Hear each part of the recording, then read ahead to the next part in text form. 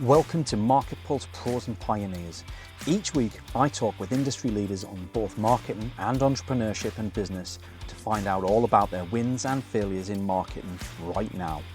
We'll hear all about successes and wins and what's fallen flat so that you can take that knowledge and implement it. Learn from the best, from the folks who've been there and done it all, as well as people just like you. Thanks for joining us. This is MarketPulse Pros and Pioneers.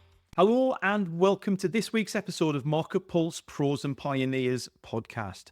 This week, I'm excited to announce our excellent guest, Kip Whelpley. Kip, welcome to the show. Thanks for joining us.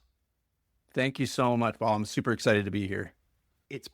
We must have spent the last 20 minutes trying to figure out how to get technology to play ball with us, right? There have been some technical difficulties. Yeah. I'm almost waiting right now. I'm like, is it going to cut out? I don't want to move. I'm just going to stay real still. If you're out there and you're on the fence about starting your own podcast, get some help to get started because even the pros have problems. A little bit of Kip's background. So Kip is the CEO at Kip Collaborations, who are an award-winning applied behavioural science company.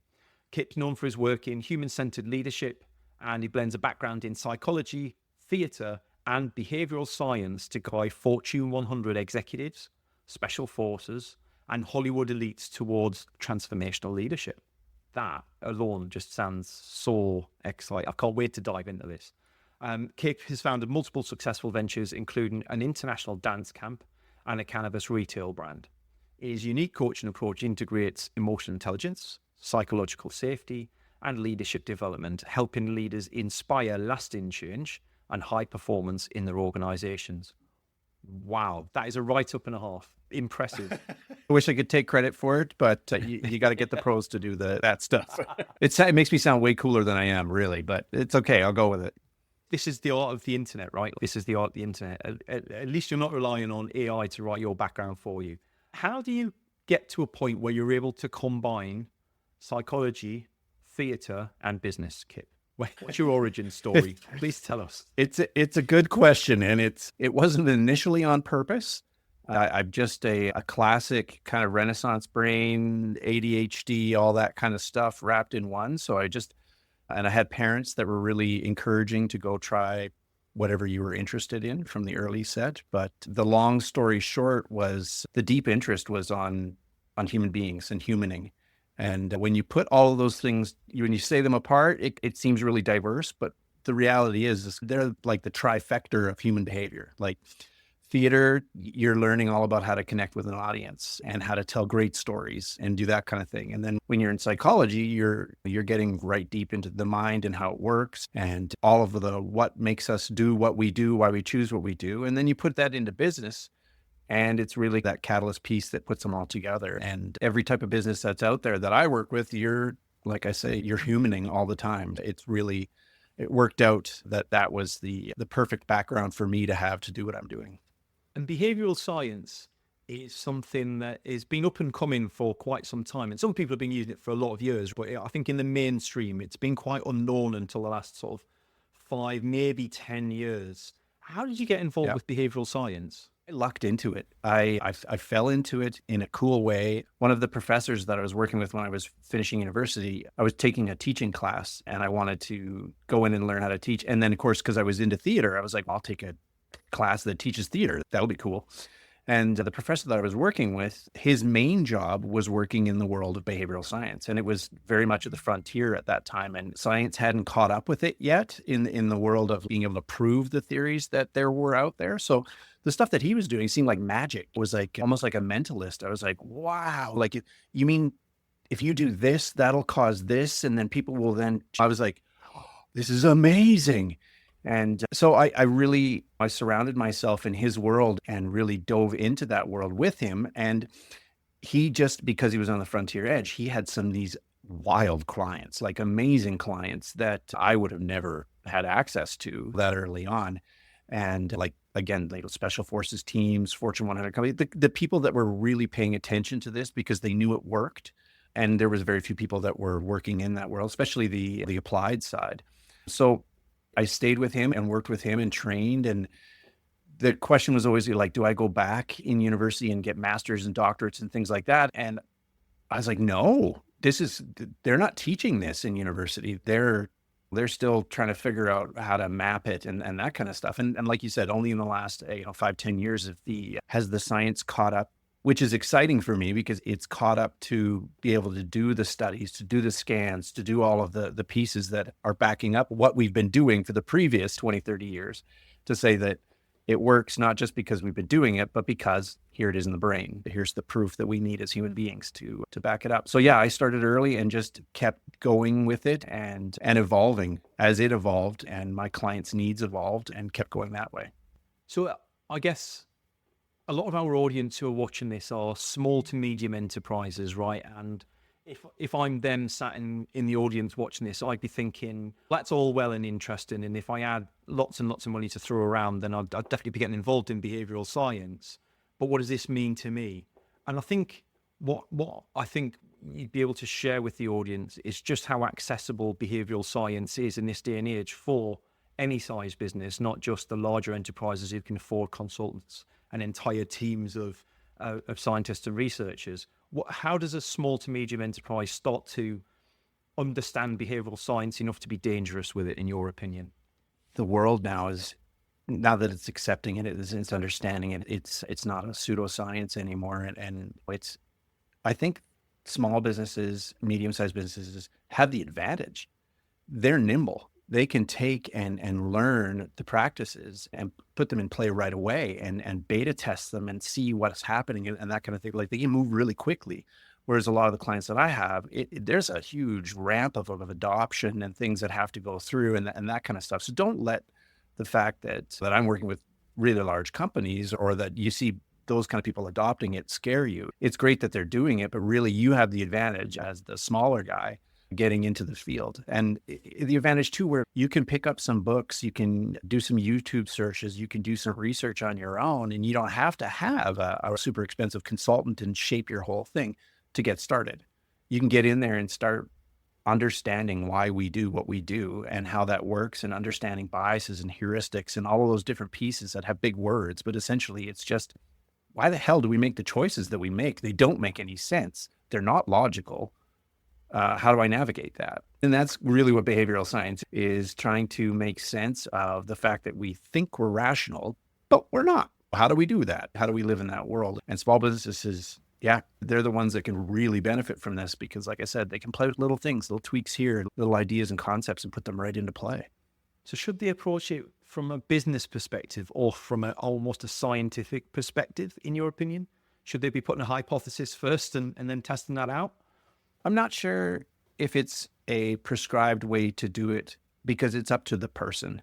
And again, and you're going to see that with a lot of behavioral sciences, it's about the human. It's not blanket all the way across, right? We're all so complex and everything else. So that while it may seem political and wishy-washy, what I'm saying, it depends on you, who you are. But the point is that what side of it interests you?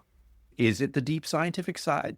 Cool, get into it. You know what I mean? If it is the play and do something first and then experience it later, if that's what interests you, you've got to go with what your passion is. Myself, I like the blend of both, right? Like, I get in there and I think, okay, here's my idea. This is what I want to do. This is how I want to do it. Now, what's some of the science that can support that or help me shape that? Get into that. And then I'm like, okay, I've got this little pile of mess here. Let's try it, throw it out there. And you pay attention to what the results are, right? And you run your own little experiments on what you do. So yeah, there's no right way to attack it. The right way to attack it is just to attack it. Get in there, get messy with it and start playing with it. Listen to podcasts, listen to people who've done it. There's some fantastic thought leaders out there. Just get into it. It's really cool. And as we've talked before, it's up and coming for a long time, but it's starting to gain some serious weight now because people are paying attention to how incredibly beneficial it is. And then the other part of your background is in human-centered leadership. For anybody who's not familiar with that, what's a whistle-stop tour of what that actually means? Because it kind of sounds a bit thought leadership, right? It sounds a bit buzzwordy, but what does it actually mean? It is, and it's interesting because I, for a long time, have danced around with what it's called. And human-centered was probably a coin phrase, right, that made it as accessible as possible. But what it is, realizing that we are human beings, and that's the type of leadership that you should be paying attention to. And the difference being is that there's a lot of, like, when you go get your MBA, when you're trained in leadership, when you're doing all that kind of stuff, they spend the majority of their time focusing on systems and tools and that kind of very analytical process. To managing people and leading people are very different things, right? So managing people, really, you're not managing people, you're managing tasks, right? And there is a very logical way to sort that out, right? And that's what we tend to lean towards in school, in teaching, because logic's easy to teach, right? And it's easy to learn. It's memory, right? Whereas human behavior, human leadership skills, human-centered leadership skills are all understanding the human being at the core and how to motivate them, how to drive them, how to access the empathy, the trust, the compassion, the connection, all of those pieces, which are fuzzy and hard to teach and hard to quantify. That's the difference. I work on the humaning side and lean towards that, whereas a lot of other leadership consultants would work on the systems, analytics, all that kind of management side. Laugh when you're talking about that, because it sparks a lot of memories of from my own leadership experience. And I came very much from that background of being thrown in at the deep end without the education. I never got the M or the leadership qualifications, and you were just expected to sink or swim. And I swam, often in spite of the support and tutoring that I was getting, as opposed to because of it. And it felt like something that organization really battled with for a long time. Was they were determined to try and make more good leaders in their business, and they went about that by teaching them to be good managers. And the good leaders still became good leaders in spite of all of that, but they could never seem to bottle that to create more of that.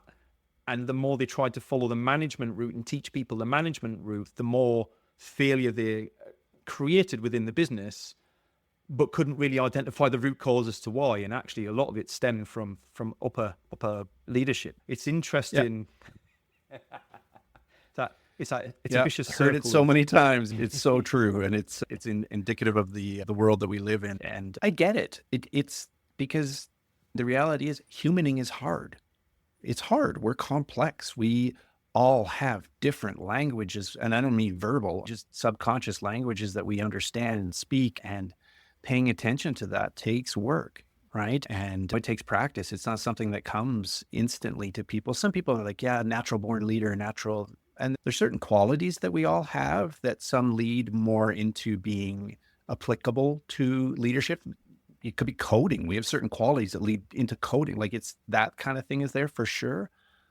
But leadership itself is learned. It's the same as marketing. It's a learned skill. You just don't come out of the womb amazing at it, right? And unfortunately, over time, we've always just had it as a sink or swim type learning method, right? It's okay, you were great at doing this task, right? And this kind of thing. You're great in this field.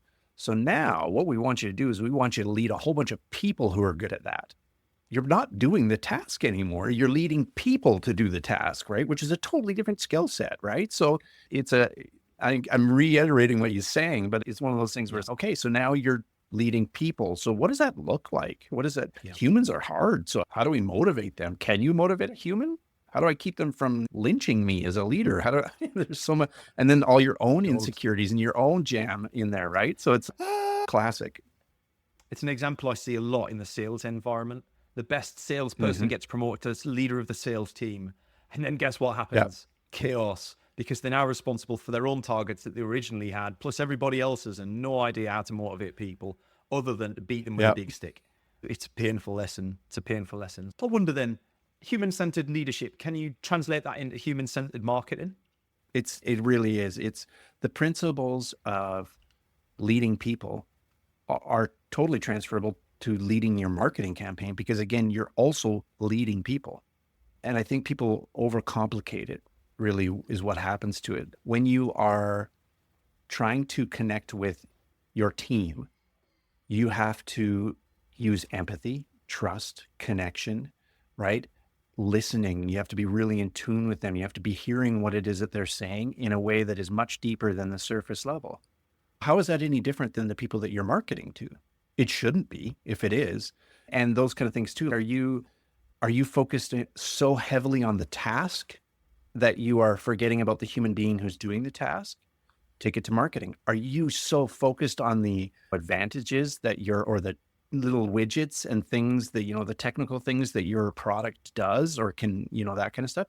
Or are you focused on the people who are going to be actually using or should want to use your product? Those are different focuses, right? One is going to attract a huge amount of people and create a following and a loyalty and a commitment, whether it's in leadership or marketing. And the other one is, it's interesting, I ramble on a little bit, but in the world of humaning, we're governed by two parts of the brain. And people probably heard this before, and it's common now that we know it, but we have our conscious mind, and our subconscious mind is what I talk about when I'm talking about humaning. Our conscious mind, it really only does about 1 to 5% of stuff. It's really not that active. We pretend that it's the big one driving the bus, but it's not. The subconscious mind is the one that's making all the decisions. Your conscious mind just justifies the decisions you made, right? So even I see it all the time. At the house too, and I do it too. I'm like, I just bought this new microphone. Why did you buy that? Because it has this and this. I'm like, I have 3 microphones. I don't need another microphone, but it makes me feel good to have one. I feel great. Something drove me. I had a need. I needed to get that dopamine hit and those other kind of things to buy the microphone, but I'll justify it using all of the facts. And the justification comes from from your conscious mind, right? If you learn to lead and market towards the subconscious, the real driver of everybody's behavior, you're going to win. If you're focusing on the conscious mind, that's not the one making all the decisions. It's just the one that justifies them, right? So that's the difference.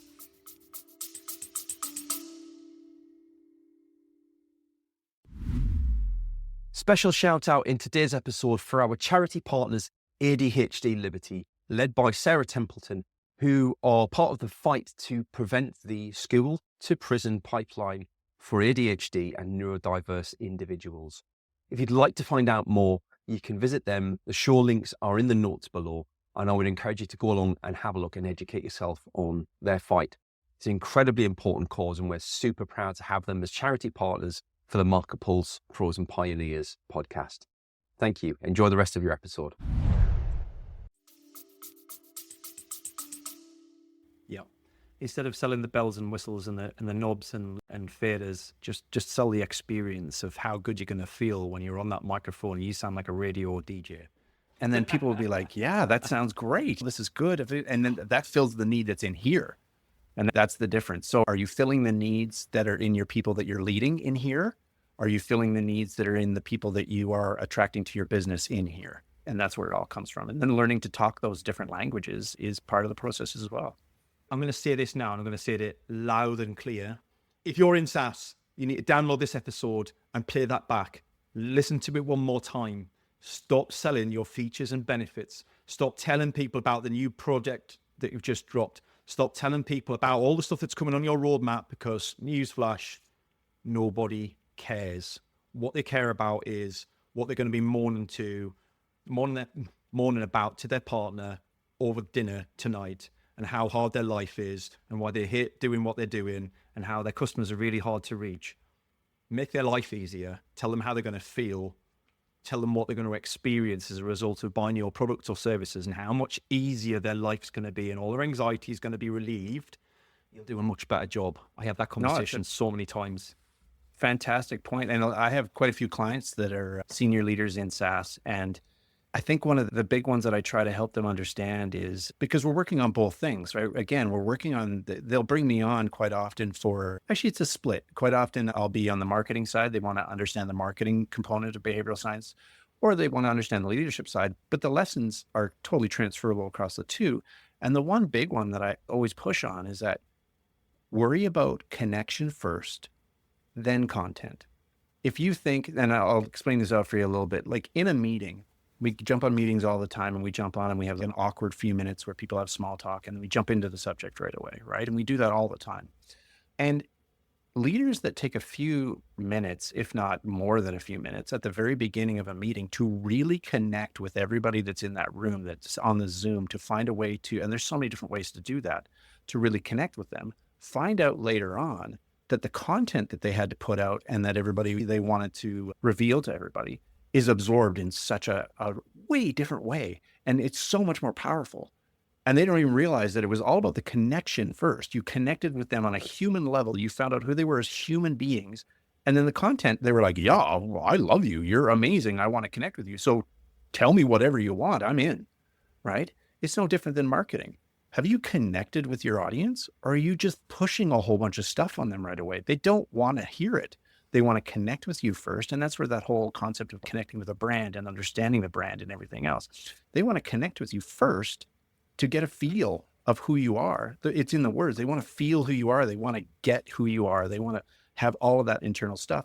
Then you can sell them whatever you want because you already have their heart. And that's where it comes from. And it's very similar to what you do with your business, with the podcast and with that kind of piece. There's a connection there. Like, I know you now in a way where I'm like, yeah, I really like you. You're a good guy. What is it that you do? Oh, you do that?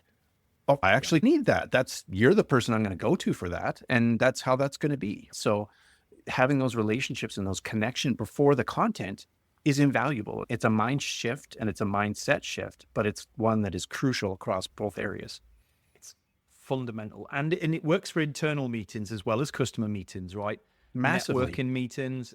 You cannot get into the meat of a conversation until you've made, if it's possible, the people, it's not always possible, if you've made the people in that call smile. Yep. When you've smiled, you've connected. Then you can go into other things. If they haven't smiled, you're not connected. If they never smile, big red flags, big warning sign. These people are not interested. They've got other motives, other ideas, and you're not top of the pile. And you've got to work so hard on that connection. But you're absolutely right. And I think these days more than ever, people want that connection on their own terms even. And that's why video is so important, because people want to do the research first. They only want to come to you when they can't answer a question that's a game stopper for them. It's something that they can't get past. And if you can't do it, then they can't move forward with you. So they come to you because they've answered all their other questions, and that one or two questions remain. And if you can knock those two questions down, they're your customer. They've already decided they want to work with you. That's where everybody needs to get to. But it's hard to share that, to be that vulnerable and transparent and organic freely. Like you said it, it's a mindset shift, right? It's hard to shift your perspective from, I need to put this video out to sell things, to, I need to put this video out to connect with people because then I can sell things. It's really simple when you say it like that, but that's all it is. But, and there's a piece to that too, where it's creating a video. We had trouble right at the beginning of this with technology, right? There's certain barriers in creating a video that jam us up in our heads and make it, how do I look? Is my background okay? Is the technology I'm using? And then you get into all these technical things. And by the time you're there, you're like, okay, still down the technical road. What am I going to talk about? Where we're at? And it's okay. It's almost like you have to take a step, right? And like, okay, you've got your world set up. And the reality is that people aren't that fussed about the technical things. They're really not. But the video is so powerful because it allows you to access people in a way that's going to get a lot more of their senses than just an image or a voice or anything else. You're getting the best you can, sans being in person, right? Because again, our subconscious mind is going to pick up on all of the little things that are in there. So the big point is, if you are genuine and authentic when you do your thing, that's the goal. Not selling your product, not anything else, but just talk to people, talk with people, and be genuine and authentic. However that is for you, just do that. There's 8 billion people in the world. You're going to find your tribe, right? Don't fuss and try to make everybody your best friend. Just be you. And the people that will love and flock to you will find you. And then you can go from there to then the selling part and everything else. I love it. It's a beautiful way of putting it. A lovely expression. Thank you for that. As I ask all of our guests then, what's one marketing strategy or tactic that you wish business owners would just quit doing? What really grinds your gears? Again, I think the simple one is going crazy and floating all of the widgets and baubles and things that your product does and everything else and that kind of stuff. Don't go there right away. People will come once their heart is into it. They'll come looking for that, and they can, as long as you have a place where you can find it, that's good, and that kind of thing. That's why they have Amazon has reviews first and then the technicalities below, right? Like people want to be connected and they want to feel safe about what it is that you're selling. I really want people to lean into the behavioral science side because it's so incredibly powerful. Start to understand why people do what they do and why they make the choices that they make, and really dive into that and lean into that idea of the fact that human beings need the connection first, and stop trying to just repetitively put out an ad all the time or repetitively do one thing or another. Pay attention to it. And the other side of that too is that start to shift the data you're looking at. And I say that because a lot of the marketing that we have follows data that is incredibly analytical on the side of the widgety bobbly side, right? What product aspects did they like? What product? That's okay. That's okay to look at that, but then go deeper. Why did they like it? What about the human center, the core, did that fill? Not some of that. They like it because it turns left and it does like really. That's technical. What is it about it that they actually really got out of that, and find that, and then start speaking to that. Get to those kind of places and those conversations, and understanding the human side of it as much as you can. That would be my wish. I remember doing very technical 90-minute demos in my previous role, and we were a big fan of behavioral science and behavioral design as part of that SaaS software that we were selling. And I remember gloating over the behavioral science aspects of that, because it was so much easier to connect people to the why and the emotions. And look at these buttons. I don't care what the buttons do, but look how rounded they are. Isn't that easy on the eye? Now notice that none of our boxes have square edges because it's nice and easy on the eye. Do you know why that is? Because eyes, because roundness, because babies are attracted to round. We like faces. We like, it makes us feel familiar and calm and at ease. And you'd see people's face go, oh, these guys have really thought about this. And we had, to be fair, we'd spent a lot of money on that behavioral design aspect of it.